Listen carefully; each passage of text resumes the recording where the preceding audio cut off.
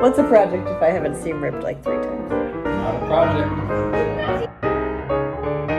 Hello! I had filmed a whole intro for this video where I was talking about how even though it was just August, everywhere was opening their Halloween sections, and so I really wanted to make a Halloween-inspired corset based on the ribbon that I had impulsively bought at Joann's. But lo and behold, it's no longer August. Happy September! In this video, I will be making a corset. So what you're watching on the screen is me doing the first preliminary steps. I cut out the pattern that I printed. This is the spearmint pattern by Mood, and it is free. I am making the lining right now from a pillowcase.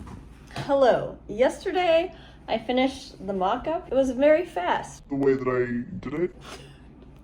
The way that I showed you was very fast, and I didn't really go through any of the steps, but now we have to do it again. So I'm going to show you how to do it on this fabric, which is so cute. Starting with the darts at the front. So let's get to it. The first step is to get those darts on the front piece done. So fold it right sides facing and catch your camera when it falls over, and then pin that together and run that through your sewing machine. Now, for me, these darts ended up being way too low, so I had to go back and heighten them. You'll see that later, but make sure you just try that on and like where the darts are hitting you. Also, I put the washi tape on my machine so that I could keep track of my seam allowance and make sure that I was getting the right seam allowance. And usually I would totally recommend this, but for darts, I would totally not recommend this because it made my darts super pointy. So be sure to just do the darts the way that you normally do, tapering off at the end to keep them less pointy when you're done. And then after you have the darts, you just connect each piece of the pattern together. You're looking for this pattern on the screen. It's kind of like origami. Just pin those pieces, run it through your sewing machine, and then iron them open. And then just repeat for the rest of the pieces.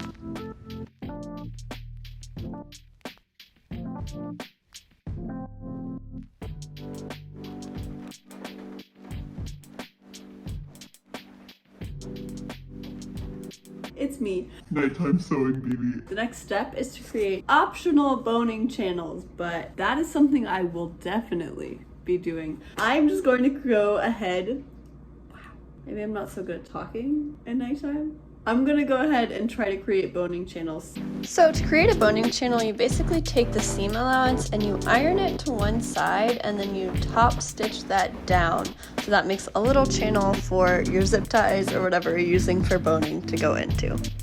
Hello. So last night, as you know, I made the boning channels, and then today I also added interfacing to this back panel because I feel like just this needs some extra strength since I'm really relying on tying it as tight as I want so that I don't have to make the fit perfect. So now we get to play with zip ties. So the first thing I did was take my zip ties, some scissors, and a nail file, and I cut off the bottom part of the zip ties and then cut off the top a little bit and basically filed them down so that it wouldn't poke through all of the fabric. Here is my face while doing that. It was definitely kind of concerning for me for some reason. And I was not fully convinced it was doing anything. I'm honestly still not. Okay, now I have all of these filed and an assembly of these hiding around my apartment. So we can put these in and sew our two pieces together. I don't know why I keep making these hand motions. Okay. Bye. So yeah, it was just as easy as it sounds. I shoved those zip ties in the channels I had created, and then I connected the lining and the main fabric, placing them right sides together and then sewing all along the top and all along the bottom.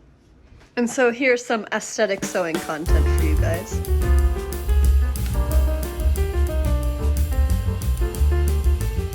Hi, editing BB picked this music at like midnight. I don't know why, probably because it's called Squirm Worm.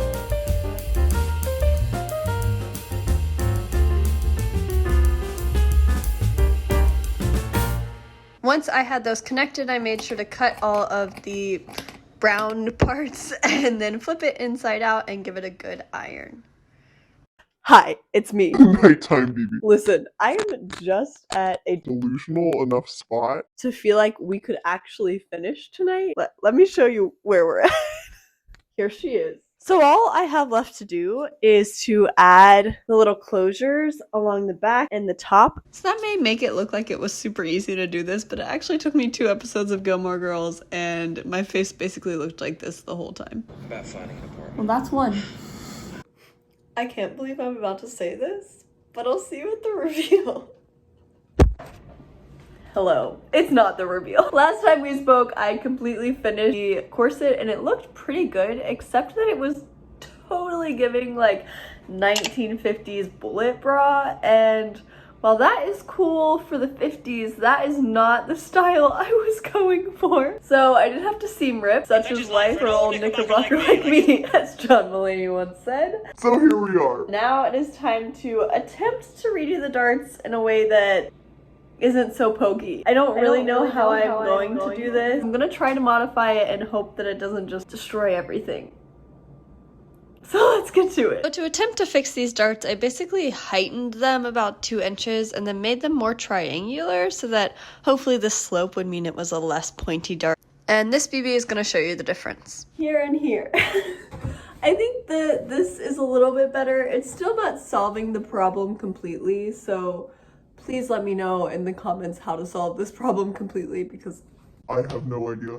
but I am going to go ahead and heighten this other dart and then re-sew these, and then I'll see you at the reveal if I make it there.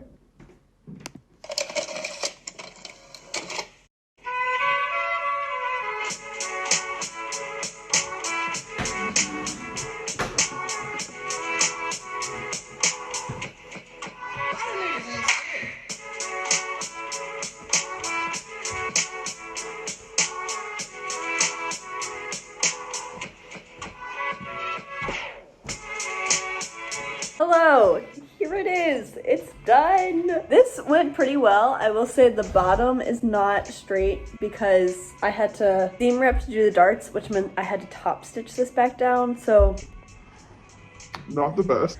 anyways, this was a really fun thing to sew. So if you're a beginner and you want to do something that's pretty simple, I feel like this was really, really fun. Thank you for watching all of my chaos. If you would like to see more sewing or knitting or crafting chaos, feel free to subscribe, and I will see you next time you're feeling crafty. Bye!